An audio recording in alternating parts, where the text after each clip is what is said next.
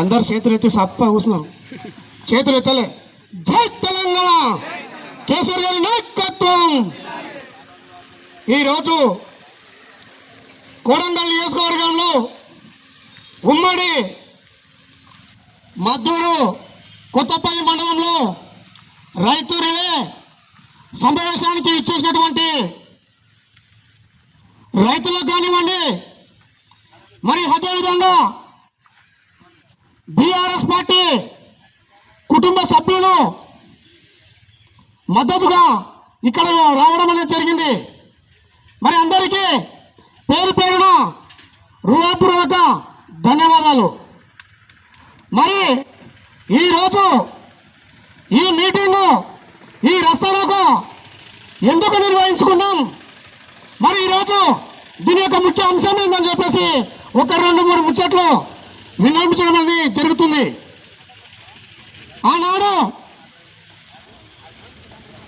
2023 ఎన్నికల్లో ఇదే కాంగ్రెస్ ప్రభుత్వం, ఇదే రేవంత్ రెడ్డి ప్రభుత్వం కామారెడ్డి డిక్లరేషన్లో రైతులకు సకాలంలో 2 లక్షల రుణమాఫీ చేసి చూపిస్తా అని చెప్పి ఆయన మాట ఇవ్వడం అనేది జరుగుతుంది.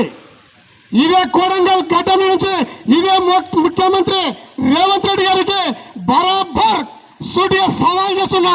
కొండారెడ్డి పల్లికి పోదామా, కొడంగల్ పోదామా, కొడంగల్లో ఏ తండకు పోదాం, ఏ గూడకు పోదాం, ఏ కడపకు పోదాం, 2 లక్షల రుణమాఫీ చేసినట్లు చూపించినట్లయితే ఇక్కడి నుంచి ఇదే గడ్డ నుంచి నా ముక్కు నేలకు రాసి అసెంబ్లీ గేట్ వరకు కడతా అని చెప్పేసి ఇలా బరాబర్ ముఖ్యమంత్రి సవాల్ చేస్తున్నా.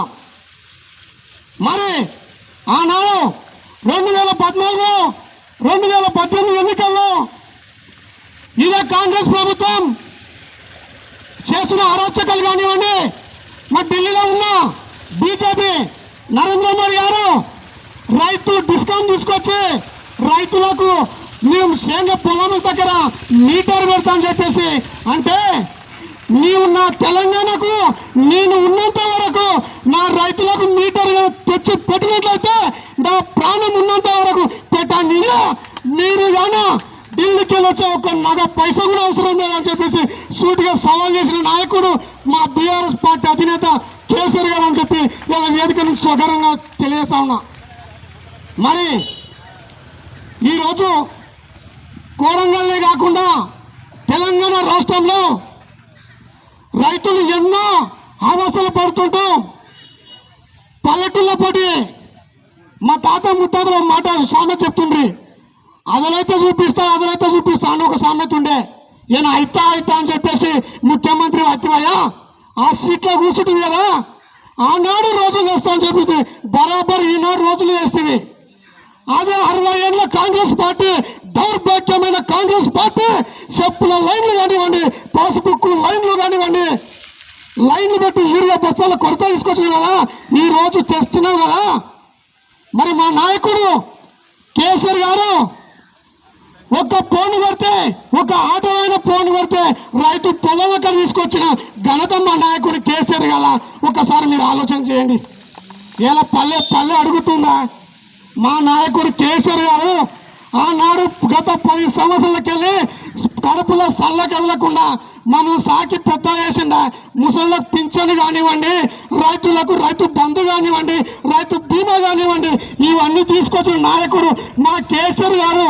ఆయన ఈసారి 2028-29 ముఖ్యమంత్రి చేసి చూపిస్తాం, ఈ రేవంత్ రెడ్డిని ధర్మి కొడతాం. అదే కొండారెడ్డి పల్లికి అని చెప్పేసి రైతులు సకాలంలో కంకణం కట్టుకున్నారు. బిడ్డ చూసుకో అని చెప్పి ఈ వేదిక నుంచి గుర్తు చేస్తా ఉన్నా. అంతేకాదు ఈరోజు ఆనాడు ప్రభుత్వం కేసీఆర్ గారు రైతులకు పొలం దగ్గర నీళ్ళు ఇవ్వడమే కాదు, రైతులకు పల్లెన వాళ్ళు నీటి కొరత ఉన్నది అని చెప్పేసి మిషన్ భగీరథ తీసుకొచ్చి వాళ్ళ ఇంటికి నీళ్లు తీసుకొచ్చిన ఘనత మా నాయకుడిని కేసీఆర్ కాదు. ఆనాడు మిషన్ కాకతీయ పేరిట తీసుకొచ్చి భూగర్భ జలాలను పెంచేసి ఈరోజు దేశంలోనే తెలంగాణ రైతు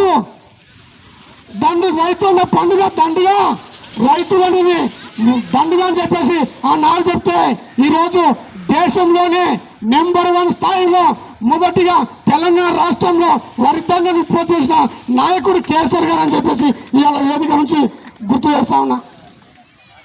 మరి ఆయన అంటారు ఆ రోజు 100 రోజుల్లో 6 గ్యారెంటీలా మరి 420 హామీలు అమలు చేస్తామని చెప్తున్నాడు.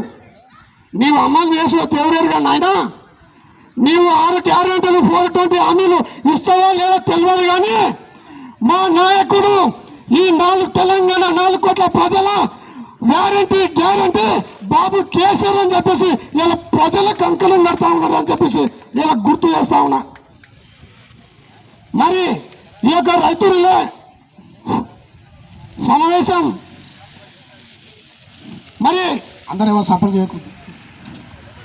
ఈ సమావేశానికి ప్రభుత్వం చేసిన అరాచకాలు కానివ్వడు. మేము ఏనాడు ఈ కాంగ్రెస్ ప్రభుత్వానికి రేవంత్ రెడ్డి ప్రభుత్వానికి వ్యతిరేకం కాదు. మేము ఈ ప్రాణం ఉన్నంత వరకు బీఆర్ఎస్ పార్టీ ప్రజల పక్షాన ఉంటుంది, రైతుల పక్షాన ఉంటుంది. రైతులకు మేలు చేయని చెప్పేసి మేము కంకణం కట్టుకొని ఈరోజు ఈ వేదిక రైతులు కానివ్వండి బీఆర్ఎస్ పార్టీ అధినేతలందరూ ఈరోజు మద్దతు పలకడం అనేది జరుగుతూ ఉంది. జై తెలంగాణ.